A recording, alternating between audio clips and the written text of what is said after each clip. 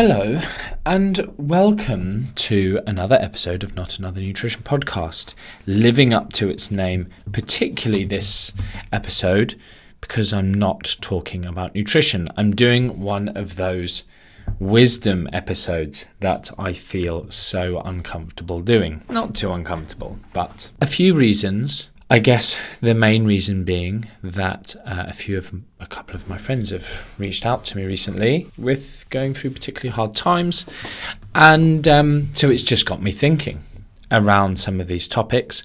Likewise,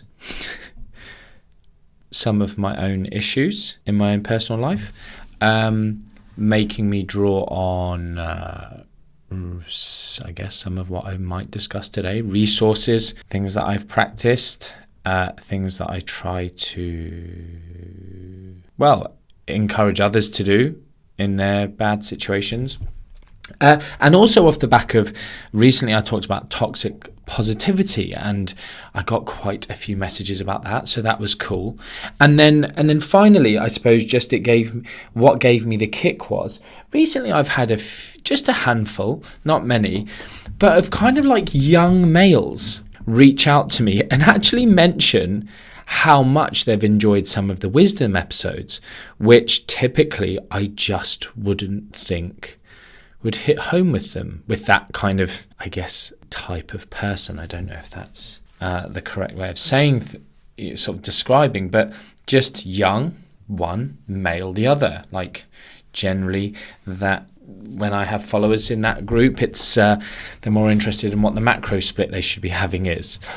Anyway, so it's just been really cool. I'm like, oh wow, people are actually liking this. Anyway, so it kind of gave me the kick of like, just record one. I've got no plan, no structure, no references, but other than just really to talk about, a few of these things. So, and I guess in some ways, like we're there when I talk about that group of individuals, like young males, I'm also a little bit like, in a way, a bit of an underrepresented group, maybe. Some of the like, I don't know if toxic feminism is a word that's regularly used, probably, but just, the sort of male hating part, which is quite a large part of lots of bits of feminism and where it goes. And I don't know is it third wave feminism, which is just a bit extreme. And I almost got dragged into kind of some of my content or discussions on my stories coming around that. But what I realized, and I'm quite glad I realized this, is it just causes divisiveness. Like just the discussion, there's just no point. You're not changing anyone's minds. And then people take you, almost by probably even just me saying that one comment about man hating feminism, people can be like, I identify as a feminist and I don't hate men and you're nasty. But that's not what there is a part, and hopefully you can see through your bias if that's you. That's not what I'm saying, but getting into the debates, you just end up looking like you're fighting one side or the other. And actually just instead putting out some of this positive content, I think is probably a more productive way of doing things. And so this podcast to provide a bit of encouragement and just some perspective. I know lots of my listeners are deep thinkers. Those of you who are just kind of in a routine of listening to my podcast might just enjoy this in your ears. So I mentioned about toxic positivity recently, which was just to recap a bit of the whole thing of, if someone tells you they're sad, they're down, they've got an issue, and people responding with, things could be worse. Cheer up. Oh, you don't need to worry about it. Just almost like a fickle one-liner motivational quote that really just dismisses feelings. So I mentioned that, and lots of people liked it and enjoyed it, and it was cool. I'm glad about that. The thing I want to talk about today is a skill or a technique or something you can maybe try, or just a perspective to consider. And I've said before, I'm in this quite fortunate position where I'm not talking at anyone. I'm not talking to anyone individually, so you can choose to take this or leave it, but you never feel really judged or attacked or the need to defend, which is just such a natural response for lots of us. Defensiveness, defending your status quo, etc., giving reasons, excuses, whatever. So in this, the thing I just want to mention is, I don't know why. As I've said, I've given a background for why I'm talking about this. it may just fall on deaf ears for some of you. It may just seem like, why is he saying this? It's pointless. And this is me over-explaining, which I shouldn't, so I'll carry on. It's the idea that you internally can choose to say those toxic positivity comments to yourself, and they no longer are toxic, or whatever the word is. They are no longer dismissive of your feelings. They come from a place of you being able to say those things to yourself. If you can get to that place, and sometimes it's hard, sometimes we are just wallowing in self-pity, and there might be a place for that, feeling feelings, as it were. And, when my friends have reached, these couple of friends who have reached out, well, one's a friend, and one's like, I'm now questioning if they're going to listen to this and know it's them.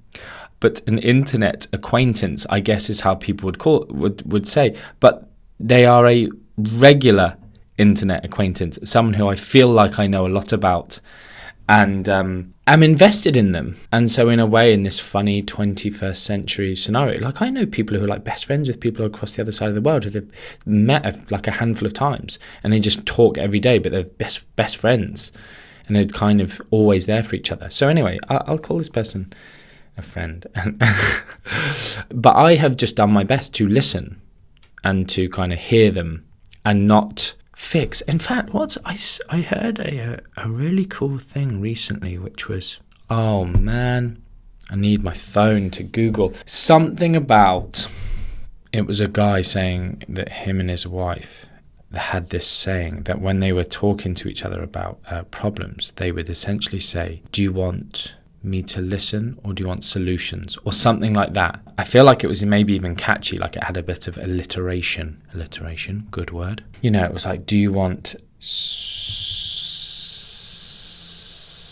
I can't think of an S word. Do you want solutions, or you're going to have to help me out in the comments on this post. But anyway, and they basically said, and it stopped 90% of our arguments, because often some people just want someone to listen. And there you go. Do you want silence, or do you want solutions? Boom, I've come up with something. That wasn't it. But essentially it's like, do you want someone to listen and just to hear you and just to comfort? Maybe that was it. Do you want comfort, or do you want solutions? My shoes are really poppy. I hope you can't hear that. Sorry. So anyway, that's what I tried to do for them, was just, it was quite clear they just wanted someone to listen, silence, and to just hear them. But anyway, I actually found myself thinking about some of the situations in my personal life which are less than ideal. In fact, they're completely and utterly fucked up. And I then ended up saying, kind of like going, oh, well, at least, and saying their situation in my head. And then I thought, my situation's way worse. But then I thought, that's actually really good. That shows that this practice that I've been practicing for a long time of doing that thing, things could be worse. Doing it yourself, of, focusing on what you do have. I spoke about this in like the gratitude episode. If you've never gone back, if you're enjoying this, as a one-off, and you never listened to the gratitude episode, that was a really good one. I thought a lot more about that one. That one came from when I was talking about Viktor Frankl, and this quote that just kind of blew my mind. Or I had, I can't remember how many years ago I first read this quote. It was long before I ever read the book. But you know what? I just need to make a note. I'm quite motivated by quotes. I use them, and I just wonder if maybe I'll say some on my podcast sometimes. But it was essentially, so the end of the quote is essentially, the last of human freedoms is the choice of how to react to any given situation. Essentially, choose the way you see any situation. And I'm trying to think of this other quote that I was going to mention that I was just writing down. Now I've lost it. But the last of humans' freedoms is the choice too. I don't have the book here, so I can't read it exactly to you.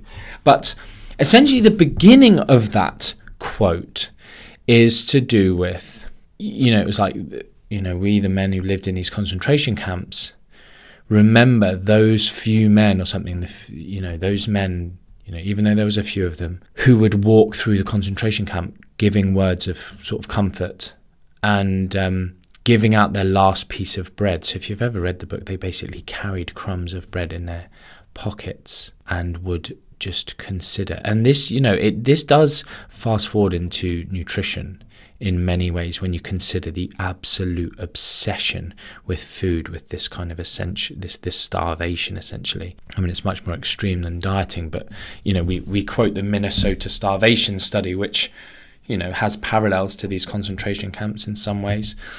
But just how important food and nourishment is, but to our psychology is what I'm getting at here. Obviously, food's important. Obviously, energy, you'll die without it. But it's how much it impacts psychology is quite profound and astounding. Anyway, so they carried these little bits of bread in their pocket, and it was their last mouthful. And anyway, it's quite interesting to read, and powerful and scary and humbling. But they would give these last piece of bread to a man who had lost hope. And I read that first bit and just go, I'm not that person, but I aspire to be that person as much as I can. And in some ways I might achieve that, in some ways I don't. Sometimes man, I wish I was more virtuous. I wish I was more hardy. I wish I would deal with hard times better. But I think just that striving is a good decision that I've made. I always talk about acceptance and taking the first step. So an acceptance of, who I am naturally and what I want to be, but taking the first step of I want to be that. And then so I'll, even when I fail, accept, and then just try and be. So even when you're going through hard times, not having your mood brought down and not lashing out and being a different person. I think I've said a quote on my podcast before about being a person of virtue is being consistent even when it's not comfortable, even when it's not convenient, and even when it's not something else. Damn it. One other cool word. But anyway, it's true. Not allowing, doing your best not to let situations change who you are as a person. And there's another one. This was the one I wrote down. What matters most is how well you walk through the fire. And that was something I only read, I think, probably in the last 6 to 12 months. It's by Charles Bukowski. I don't know who Charles is, but it's another one that I just have used to challenge myself in terms of life sucks in many, many ways.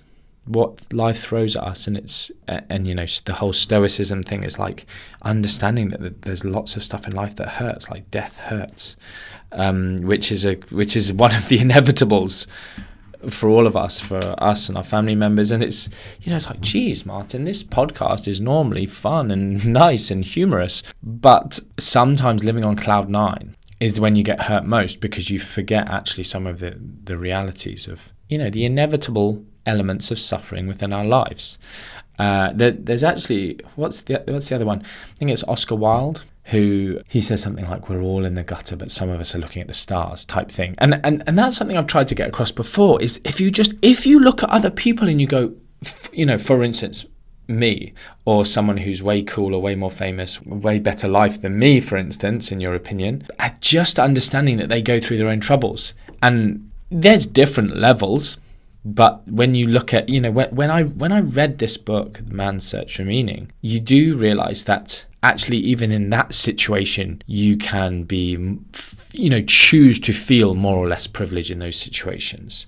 And so just because someone has whatever you deem you're looking for, money, family, the perfect partner, the body you want, you do get to choose. You can't just go, it's easy for you to say. You could say that to me, it's easy for you to say.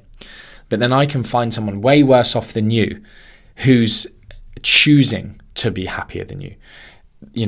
Some of the pathological situations of neurochemical disruption outside of, clinical mental health issues, I'm talking here, just for a little bit of clarification. Yeah, I just wrote down here, nice feedback from Els. Provide encouragement, perspective, 2 friends, toxic positivity, DIY positivity. That's all my notes.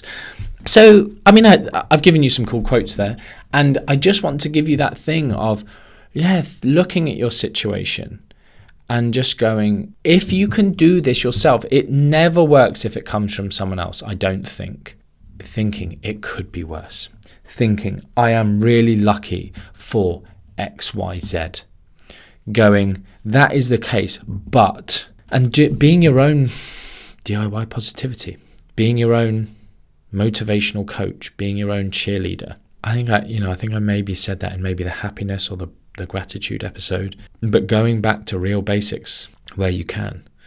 And I think one of the things maybe as well that motivated me to record this is just the sense that lots of people are feeling super ground down at the minute. And in the UK, things are sort of opening up and feeling a bit better, but there's still a whole load of gloom and doom. In fact, in Man's Search for Meaning, this is such a horrific quote, but it's so it's so powerful, and I don't know if I'll do it justice, but essentially, after they've been in the concentration camps, they are free. And as I understand it, basically the prison was opened, and then they just kind of wandered out, and they were like, what the hell? And they're in the middle of nowhere, and they just walked through the woods and the fields. Anyway, so these people would make their way back home. And essentially when they got home, no one really cared what they'd been through. And no one could understand them. And they had been so psychologically damaged. Do you know what? In my mind, I'm like, all of these connections.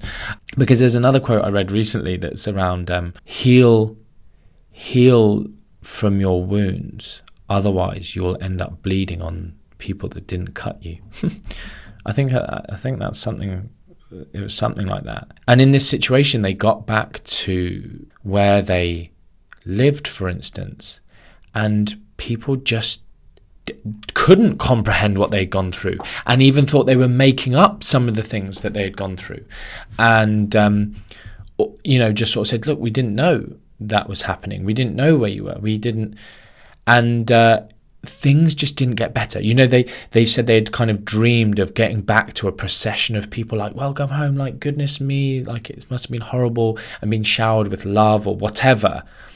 And really, they just went back to boring normality and not being understood. That's another quote, I don't know who by, but it's something like,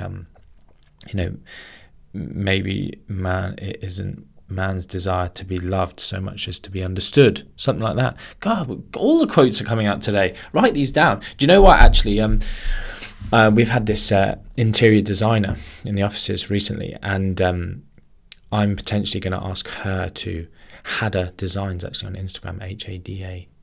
I think it's that, Hada _interiors, Hada _design, something like that. I'll tag her. And I'm going to ask her to do my bedroom or my new house or something like that, because I just want all of these quotes up on the wall, because I just want to be able to wake up and just read some of this stuff, about, what matters most is how you walk through the fire. Like, if you're going through bad times, like, or the one I've quoted many a time, this is, oh, damn it, I don't know who said it, but it's that, is it Benjamin Franklin. He had this thing every single day. He had his whole day planned out, and it was, what good shall I do this day? He asked himself that. Just cool. Just a good, if you want to live the happiest life possible, some of this stuff's good. Anyway, where was I? So, yeah, this horrific quote. And it's something like, I don't actually know the quote, to be honest, and it's not like a quote, it's just a paragraph or a sentence in this book. And it was just, what we understand from this is that there is no limit to the extent of human suffering. It's something like that. That actually does sound like it might be the what it was. It kind of rings bells in my mind. I mean, powerful, right? But also fairly depressing. And so, if you're in a brilliantly happy place in your life right now, like, well done. Like, I hope you sort of realize that, and you realize where you are. Sometimes you sort of think, who says that? It's off a TV program or something, but it's like, I wish we had the ability to know we're in the good times when we're in them, rather than looking back and going, those were the good times, to realize that they were the good times when you were there. And all of this stuff, it just, all of these quotes can just be super, if delivered incorrectly, delivered in a time of suffering, can just not be great. But if you embed them in your mind and just go, do you know what, without the bad times, without the darkness, you wouldn't have the light. Without the darkness, you wouldn't see the stars. And it is true. That's somewhat true of the pandemic. That hope, if you can try and just focus on, oh my goodness, remember what it was like being locked down. how good is it? And this was the parallel I was just drawing just now, is we're coming out of the pandemic in the UK, skipping back, 10 minutes of this podcast, and it still feels a bit sucky in many ways. We're not sure if we're going to go back into another winter lockdown. We don't know if we can still plan our lives. People are upset because of vaccinations and not vaccinations, and being forced to and not being forced to. And I'll say this on air, that there are some elements, I think, where making some things mandatory becomes an issue because it's a slippery slope. Not that I have any issue with people having vaccinations, but I think there are some slippery slopes. If certain, in certain countries, like the whole idea of like vaccination passports, it's also just remembering there's certain countries where you can't go in if you haven't had your yellow fever jab or, something like that. These things have existed previously. But anyway, sorry, I don't want to sort of open a can of worms too much there on my thoughts on the effectiveness of these government policies, because I'm not really sure. Seemingly, I think it does seem like something has worked based on the limited amount I'm paying attention to it. There's another one, actually, another quote, which is about giving things attention. It's like a Stoicism, Marcus Aurelius type quote about, you don't have to have an opinion on everything. Oh, what is it? You don't have to have an opinion on everything. Don't focus on things you can't control. Leave them alone. It's something like that. And you can almost use that as a bit of an insult. It's like Callum, whoever you are. You don't have to have an opinion on everything. And I do. This is a bit like, they don't deserve your attention. And instead of an insult, but as an encouragement, just like some of this stuff, like it's out of our control. And so just don't focus on it in all aspects of life. This is something I've done recently with some of the horrific, really, really bad personal. I personally think, top 5 horrific things in people's lives in terms of what truly matters in life.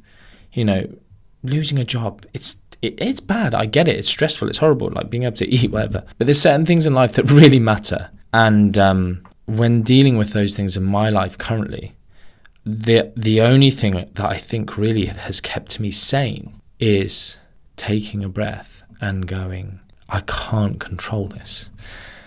And I just need to accept that and be a good person and focus on what fills my cup in the meantime, other things that fill my cup. And focus on what you can control. And there's areas of my life that I can give myself happiness, which really just comes back to my work and my passion. And doing stuff like this and supporting people around me and doing as much as I can to develop and encourage my staff. Because these people mean something to me, and they're part of the impact that I'm having on the world, which it is a huge part of who I am, and focusing on just helping people through my work as much as possible. But it's that thing. Don't, focus on what you can't control. Worrying, it's another quote, he who worries about tomorrow worries more than he should, or worrying about something you can't control is like paying a debt you don't owe. And, all these little things. I should probably write this stuff down so I can give you exact quotes and also give some flipping. Maybe I'll try and, in the show notes of this show on the website, martin-mcdonald.com/EP, whatever episode we're on, 45 maybe. That's a guess. You need to look before you type that into the URL. I'll just list all of these quotes, just in case any of you want to have them, know who said them, and just even have them, copy and paste them into your notes in your phone so you can refer back to them. That's what I do sometimes. I just scroll through some of these saved things just to realign my thinking, because it's easy to get bogged down sometimes. Goodness me, right. I have no clue what I'm going to call this podcast, but I just hope for some of you out there, it might have provided some encouragement. Like those of you in Australia who listen, like Sydney and Melbourne, like you've just gone back into lockdowns, I think, at the point. And, I've had people messaging me just absolutely gutted. And I feel for you. And this podcast is, I guess it's partly for, I hope there's some element of, because you can just focus on the uncontrollable and then it just consumes your thoughts. And in many, many, many other walks of life, people who follow me have reached out to me who are going through divorce, people who have reached out to me who are going through issues with care of their children, people who, I guess relationships is all within that. People, it's nice that people reach out to me and talk to me about this stuff. So, and that's why I hope this podcast, something within it, write some notes down, listen to it again, maybe ponder it. And I just hope it can make your life more fulfilled, more, I don't know what the word I'm looking for is, but more fulfilling seems appropriate. Right. Much love. Again, these ones, I'm always interested in feedback. Even if you just want to use this as a chance to review it on iTunes, but also give me public feedback on it. But if you've got something more private you want to say, then obviously always feel free to reach out to me. I'll get some nutrition ones done for those of you who are more keen on those. And until next time, much love.